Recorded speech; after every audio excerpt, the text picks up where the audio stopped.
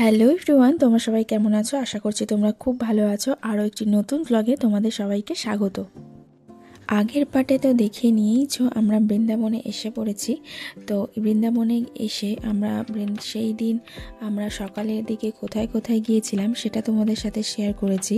এই পার্টে তোমাদের সাথে শেয়ার করব আমরা বিকেলে কোথায় কোথায় গিয়েছিলাম। আমরা বিকেল বেরিয়ে আমরা চলে গিয়েছিলাম মথুরায় কংসের কারাগার আর শ্রীকৃষ্ণের জন্মভূমি দেখার জন্য। আমরা এসেও পড়েছি, এখানে মোবাইল নিয়ে ঢুকতে দেবে না, তাই এখানে ব্যাগ মোবাইল সমস্ত কিছু জমা রেখে আমরা ভিতরে প্রবেশ করেছিলাম।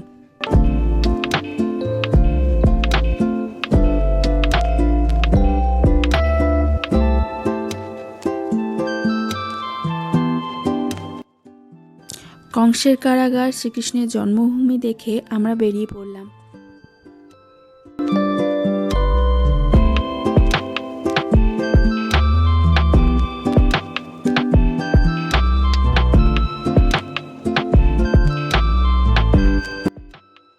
ওখান থেকে বেরিয়ে আমরা চলে গিয়েছিলাম চারধামে। ওখানকারই একটা খুব বড় মন্দির। এখানে 4টে ধাম একসাথে রয়েছে। ওখানে গিয়ে আমার যেটা মনে হলো, এটা পুরোটা ভালোভাবে দর্শন করতে হলে সারা দিনটাই তোমাদের লেগে যাবে। অনেকটা বড় জায়গা নিয়ে আর অনেকগুলো ধাম, 4টে ধাম যেহেতু একসাথে রয়েছে, তো বেশ খানিকটা সময় তোমাদের লেগেই যাবে। প্রথমেই শুরু করলাম মা বৈষ্ণবী দেবীকে দেখে। এখানে মা বৈষ্ণবী দেবী রয়েছেন, রাধা কৃষ্ণ ধাম রয়েছে, আর রয়েছে শিবধাম রয়েছে, আর শনিধাম রয়েছে। এই 4টে ধাম একসাথে রয়েছে।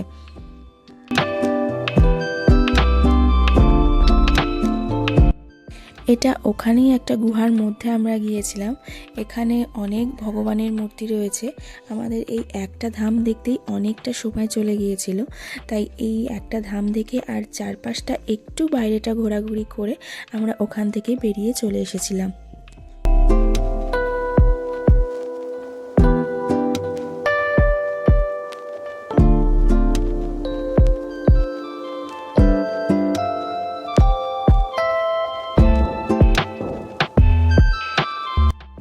এটা চলে গিয়েছিলাম অন্য আরেকটা মন্দির দর্শনের জন্য।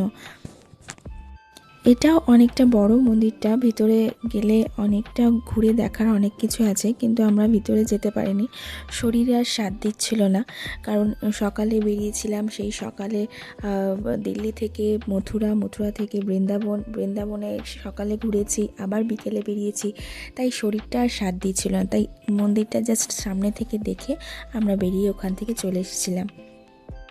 তোমাদের কাছে একটা প্রশ্ন থাকলো, এই মন্দিরটার নাম কি তোমাদের বলতে হবে।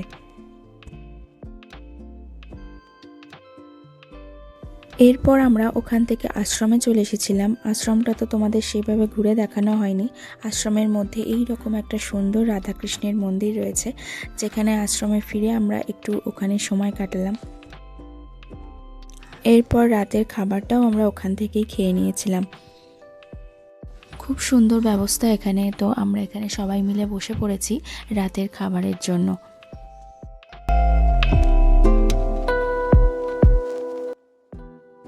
রাতের খাবারে ছিল ভাত, ডাল, আলু পোস্ত আর একটা সবজি, আর ছিল মিষ্টি। সারাদিন সেইভাবে খাওয়া হয়নি, এটাই যেন অমৃত লাগছিল খেতে ওখানে। আজকের ব্লগটা এটুকুই থাকলো। দেখা হচ্ছে নেক্সট ব্লগে। আমার ব্লগ যদি তোমাদের ভালো লাগে তাহলে প্লিজ চ্যানেলটা সাবস্ক্রাইব করতে ভুলো না কিন্তু।